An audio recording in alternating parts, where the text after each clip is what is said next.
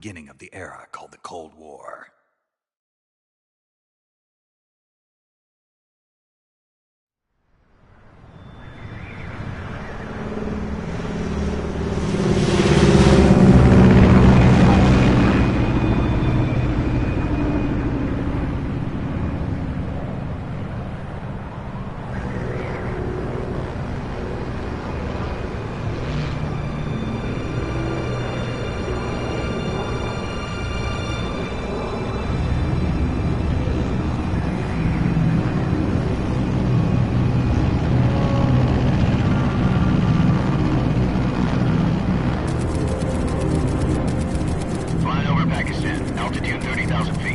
Approaching Soviet airspace.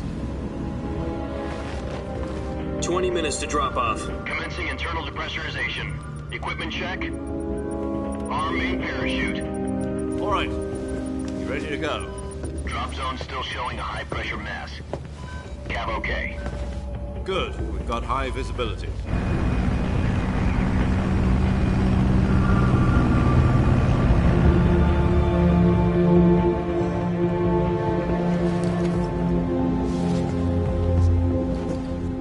Cigar. Connecting oxygen hose to interior connector. Put on your mask.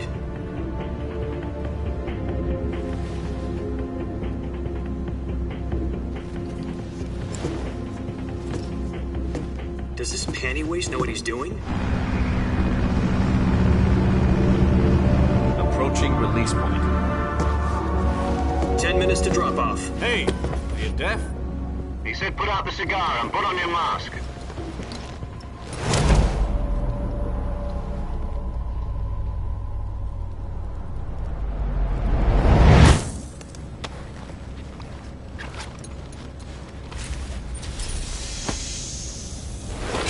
Depressurization complete.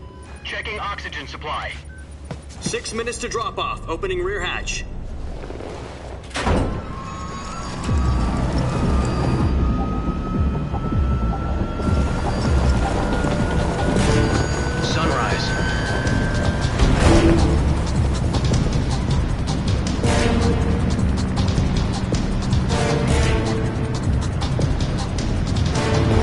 Temperature minus 46 degrees Celsius. 2 minutes to drop off. Stand up. You'll be falling at 130 miles per hour. Try not to get frostbite from the wind chill. 1 minute to drop off. Move to the rear. Activate bailout bottle. This is one for the history books. The world's first halo jump. 10 seconds to drop off. Stand by. Status okay, all green. Prepare for drop-off. Countdown. 5, 4, 3, 2, 1. Spread your wings And fly. God be with you.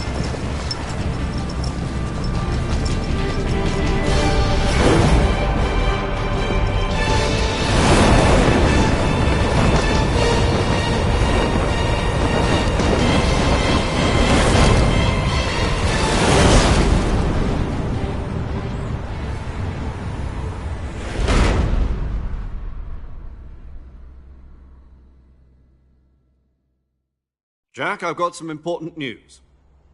The head of the CIA has finally given us the green light for the Virtuous mission. Virtual mission? No, the Virtuous mission. The future of our Fox unit depends on it. If it succeeds, we'll be officially organized into a unit. Virtuous mission? Sounds like some kind of initiation ritual. You know, don't get cocky. This isn't a training op. Right. So what exactly is this wonderful mission? Well, about 2 years ago, a certain Soviet scientist requested asylum in the West through one of our moles. His name is Nikolai Stepanovich Sokolov. He's head of the OKB-754 Design Bureau, one of the Soviets' top-secret weapon research facilities, and the East's foremost expert on weapons development. Sokolov? Isn't he that famous rocket scientist? The very same. On April the 12th, 1961, the Soviets achieved the first manned spaceflight in history. The Earth was blue, but there was no God. Well spoken. The rocket that carried Yuri Gagarin to orbit was the A-1, known as the Vostok rocket. Sokolov is said to be the man most responsible for the multi-engine cluster used in that rocket. After Gagarin's flight, Sokolov left rocket development to become the head of the newly established Design Bureau. From a lowly technician to head of a design bureau, that's quite a success story, so why do you want to defect? It seems he'd become afraid of his own creations. Afraid? Call it a crisis of conscience. And for that, he left his country and his family behind and went over the fence? Not exactly. One of his conditions was that his family was also to be taken safely to the west. We used a mole to get the family out first and succeeded in sneaking Sokolov over the Berlin Wall shortly afterwards. I was the one who conducted the operation. The security on the eastern side was still full of holes back then. Then what? We got Sokolov over in one piece, but the whole ordeal had left him exhausted, and we checked him into a hospital in West Berlin. It took him 2 weeks and more than 600 miles to get from the research facility in the Soviet Union to Berlin. He was in no condition to say anything coherent. And it was only a week later that we had something much bigger on our hands. The Cuban Missile Crisis. October the 16th, 1962, President Kennedy received word that the Soviets were in the process of deploying intermediate-range ballistic missiles in Cuba. The President demanded that the Soviets dismantle and remove the missiles. At the same time, he announced a naval blockade to prevent further missile shipments from reaching Cuba. But the Soviets didn't back down, instead placing their armed forces on secondary alert. Soviet transport ships carrying missiles continued on course towards Cuba. US and Soviet forces went on alert for an all-out nuclear war. Frantic negotiations were conducted through the UN's Emergency Security Council and unofficial channels to end the hair-trigger standoff. Finally, on October the 28th, the Soviet Union agreed to remove its missiles from Cuba, and so the world avoided a nuclear holocaust. But in order to get the Soviets to pull their missiles out, we had to make a deal. You mean the one where the US agreed to remove its IRBMs from Turkey? No. The Jupiter IRBMs deployed in Turkey were obsolete, and we were going to get rid of them anyway. They had no strategic value whatsoever to either the US or the Russians. The Turkey deal was a ruse, a cover story that was fed to the other intelligence agencies around the world. So what did the Russians really want? Sokolov. They wanted us to return Sokolov. You mean the Soviets pulled out of Cuba just to get their hands on Sokolov? That's right. What the hell was he working on? At the time, we had no idea. We were running out of time. It was either give up Sokolov or risk full-scale nuclear war. In the end, we had no choice. President Kennedy gave in to Khrushchev's demand. The next day, I got Sokolov out of the hospital, handing him over to agents on the eastern side. Sokolov kept on screaming, "Save me," until he disappeared from my sight. Then, a month ago, we received some new information from one of our moles. About Sokolov? Yes. He was taken back to the research facility and forced to continue working on the weapon in question under KGB supervision. What's more, it's on the verge of completion. So what kind of weapon is it? Something to do with space rockets? No, missiles. Same technology. I guess you're right. We don't know the details, but it appears to be a new kind of nuclear device. For half a year now, the Soviets have been conducting frequent nuclear tests at Semipalatinsk. Something to do with the weapon, I assume. We're talking about a secret weapon so big that Khrushchev was ready to pull out of Cuba to get it back. Is Sokolov still in the facility? No. According to our intelligence, he's in Selinoyarsk, a place in the mountains about 3 miles to the west that's known as the Virgin Cliffs. The Virgin Cliffs. Nice name for a virtuous mission. They moved him there just recently. Why? Apparently, they're conducting a field test of the weapon, but it's our best chance to get him back. This mission would never have been possible if he was still in the research facility. This is our last chance. Sokolov must have known that too when he contacted us.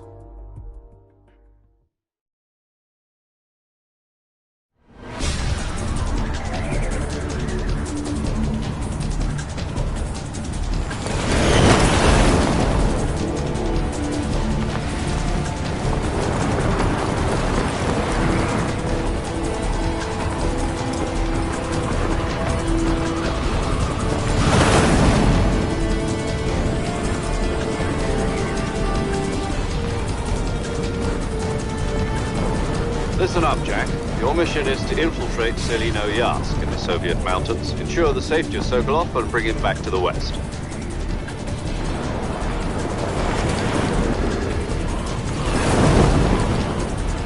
If we don't get Sokolov back before that weapon is complete, we'll be facing a major crisis.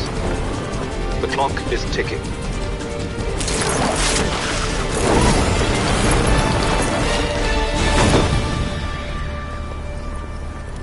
Once we've confirmed the rescue of Sokolov, stand by at the recovery point. A recovery balloon will be dropped at that point. Helium will be pumped into the balloon to inflate it. The process takes about 20 minutes. Once it's complete, the gunship's arm will latch onto the balloon and pull it up. The Fulton surface-to-air recovery system. I'm familiar with the theory. Take it easy. It's been combat-proven. Do you think Sokolov is up to it? The shock will be less than during a parachute jump, and the arm can handle up to 500 pounds. So you're planning on going over the border in a single combat Talon? She's equipped with two 6-barrel 20mm Vulcan cannons, as well as two 40mm machine guns. Sounds like she could hold her own against a battalion of tanks. Even with the fuel in the reserve tank, we're facing a 4-hour time limit. If all goes well, it shouldn't take more than a few hours. Home in time for dinner. But if anything goes wrong, you'll be eating dinner, breakfast, and all the rest of your meals in the jungle.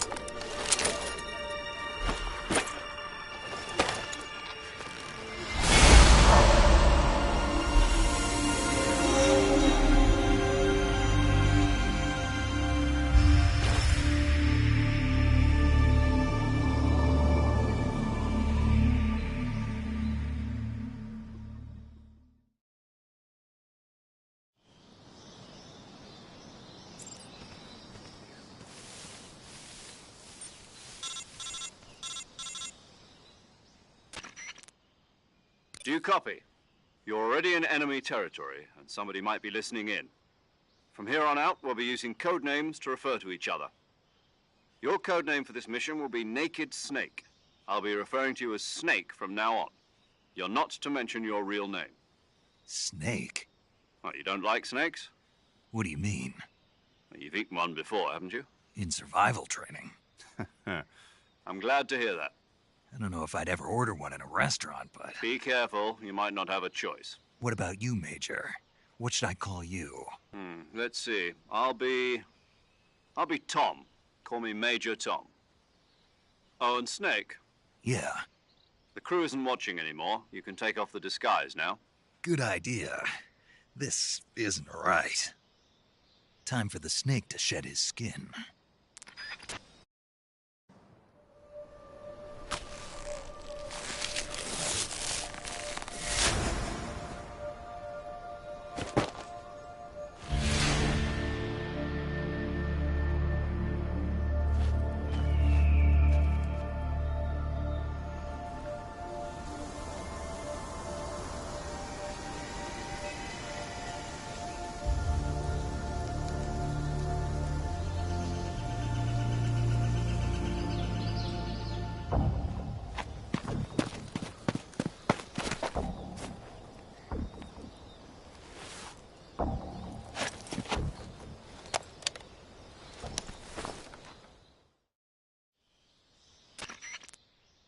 Can you hear me, Major Tom?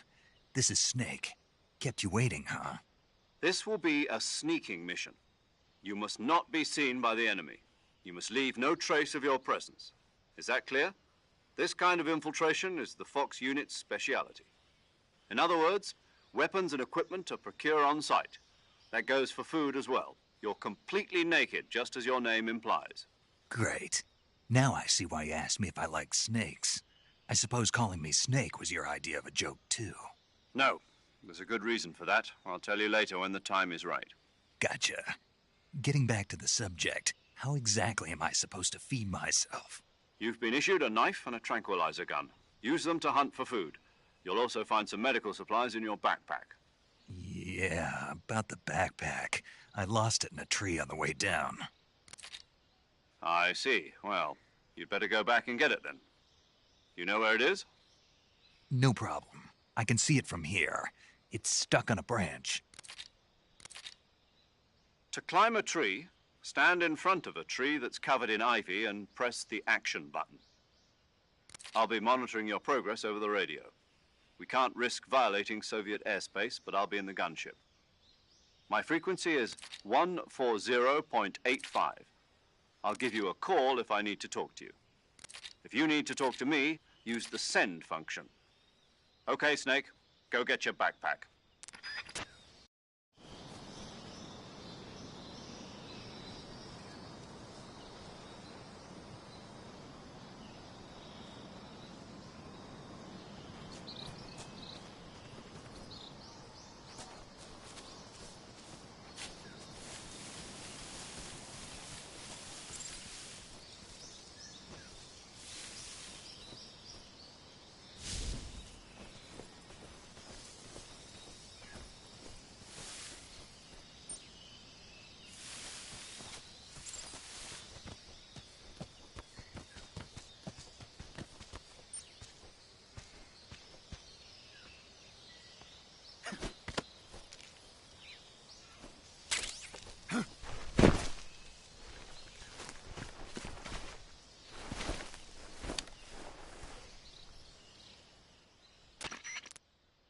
I see you've retrieved your backpack, Snake.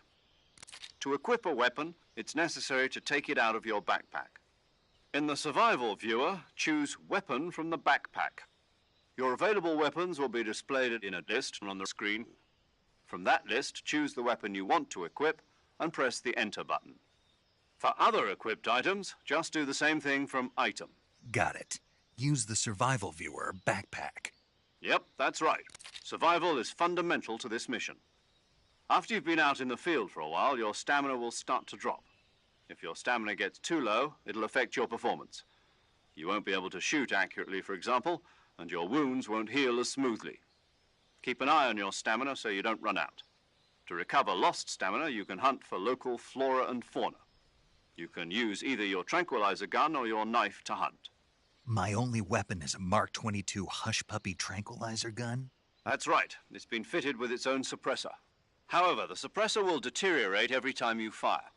Once its durability reaches 0, the noise suppression effect will be gone. So don't get too trigger happy with it. The suppressor's durability is shown in the icon. Any weapons and equipment beyond what you're carrying now, you'll have to find as you go. I have to find my own weapons and equipment? Whose crazy idea was this, anyway? Solo covert actions are standard Fox operating procedure. You can't leave any traces of your presence. No weapons, equipment, footprints, sweat, or bodily waste. The same goes for bullets and cartridges, too. Your presence in enemy territory is already a violation of international conventions of warfare. There aren't supposed to be any American soldiers in Russia. It could spark an international incident. You can't let anyone see you. You can't let the enemy know you're there. This is a stealth mission. You're a ghost, Snake, in every sense of the word. And there'll be no rescue if you're captured.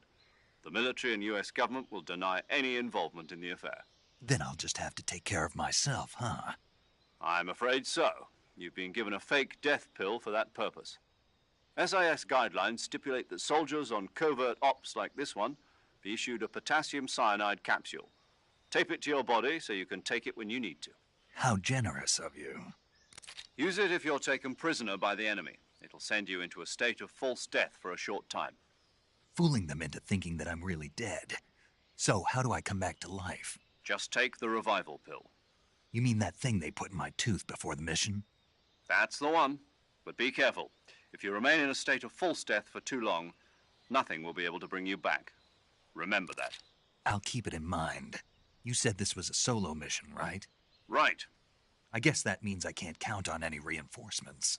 Correct. The mission rests entirely in your hands. A real one-man army. Relax. There's a support team ready to back you up over the radio. Who? I'll introduce them to you. This time, survival is of utmost importance. The first member of the support team will be in charge of monitoring your physical condition, acting as a medic, so to speak, as well as recording your mission data. She's a member of Fox as well, and she's here on the gunship with me. She? Hello, Snake. I'm paramedic. Nice to meet you. Paramedic? As in a medic who comes in by parachute. Aren't you going to tell me your real name? Are you going to tell me yours, Mr. Snake? My name, huh? It's John Doe. And they call you Jack for short. You're a regular Captain Nemo.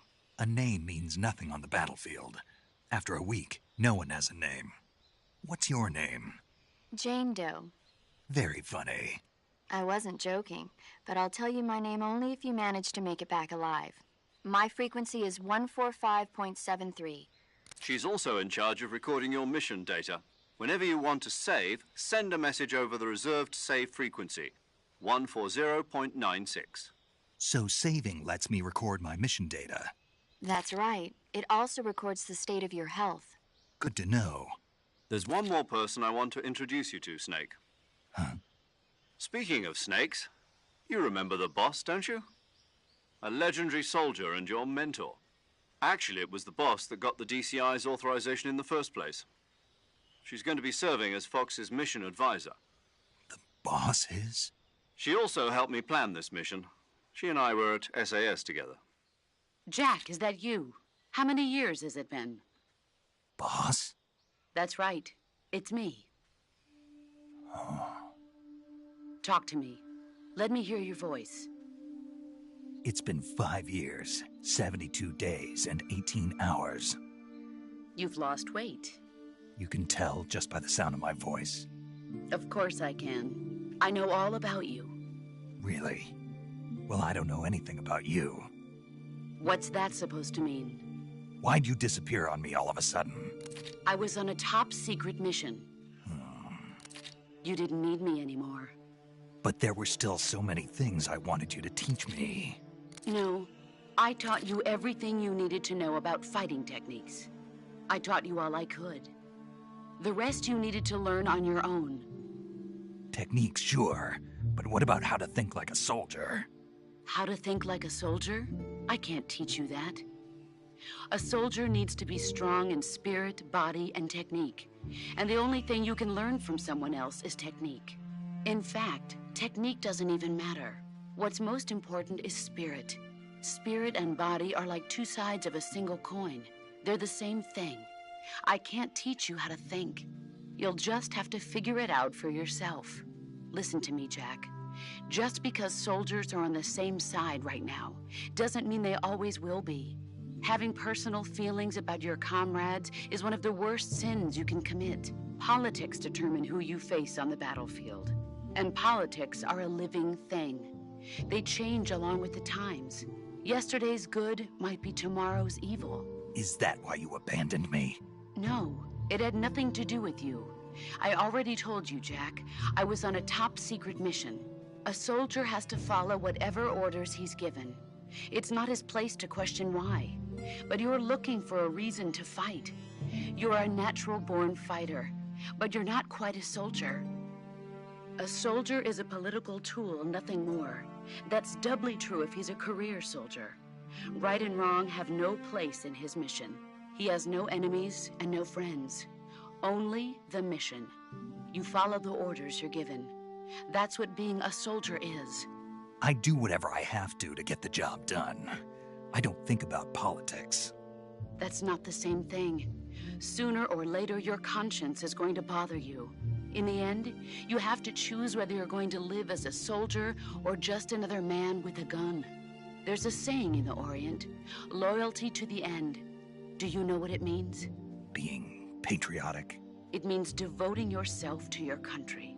I follow the president and the top brass. I'm ready to die for them if necessary. The president and the top brass won't be there forever. Once their terms are up, others will take their place. I follow the will of the leader, no matter who's in charge. People aren't the ones who dictate the missions. Then who does? The times. People's values change over time, and so do the leaders of a country. So there's no such thing as an enemy in absolute terms. The enemies we fight are only enemies in relative terms, constantly changing with the times. As long as we have loyalty to the end, there's no point in believing in anything, even in those we love. And that's the way a soldier's supposed to think? The only thing we can believe in with absolute certainty is the mission, Jack. All right, but do me a favor. What is it? Call me Snake. Snake. Oh, right. Your codename is Snake. It suits you well. That's right. The legendary unit that the boss put together during World War II was a snake. The Cobra unit, a group of heroes that brought the war to an end and saved the world. As long as you've got a legendary hero backing you up, you'll be fine. Isn't that right, Snake? Yeah, I can't think of anyone else I'd rather have with me. Oh, and one more thing, boss. Yes? It's good to hear your voice again. Same here. After all, who knows if either of us will make it out alive? Snake, you are always best at urban warfare and infiltrating buildings. But this is the jungle. Survival is going to be key. Those CQC techniques I taught you are sure to come in handy. CQC? Close quarters combat, huh? I've been in the Green Berets for the past few years. I'm probably pretty rusty. Not to worry. I'll be here to help you remember. After all, this is your first actual survival mission. I'll be supporting you over the radio. Where are you, boss? Next to the Major? The boss is communicating with us by radio from aboard a Permit-class submarine in the Arctic Ocean. My frequency is 141.80. Call me if you need my advice on battle techniques. Gotcha. Your mission is to retrieve Dr. Sokolov. Dr. Sokolov is being held in an abandoned factory located to the north of your current position. Avoid heavy combat and don't let anyone see you. Don't forget that this is a stealth mission. Snake, try to remember some of the basics of CQC.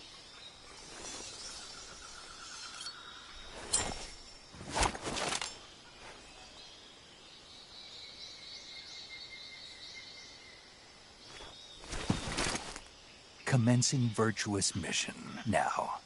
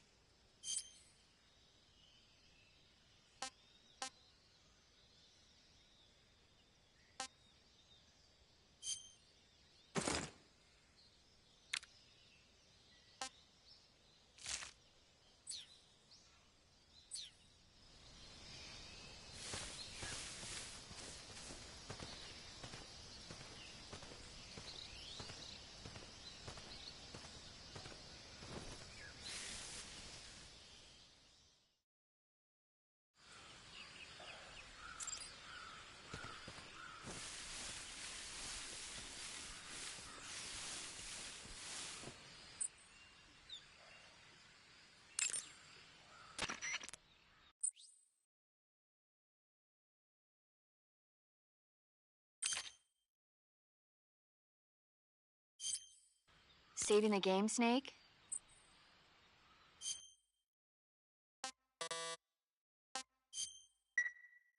Hey, Snake, you ever heard of Godzilla King of Monsters? No, what is it? It's a movie. You haven't seen it? Nope. It's about this monster called Godzilla, who grows to an enormous size in a nuclear test and goes on a rampage in Tokyo. Nuclear test, huh? Then the Marshall Islands must be crawling with giant monsters right about now. It's just make-believe. Maybe that's why my pants have been so tight lately. Snake, it's a movie, not a report out of Los Alamos. I know. So then what happened?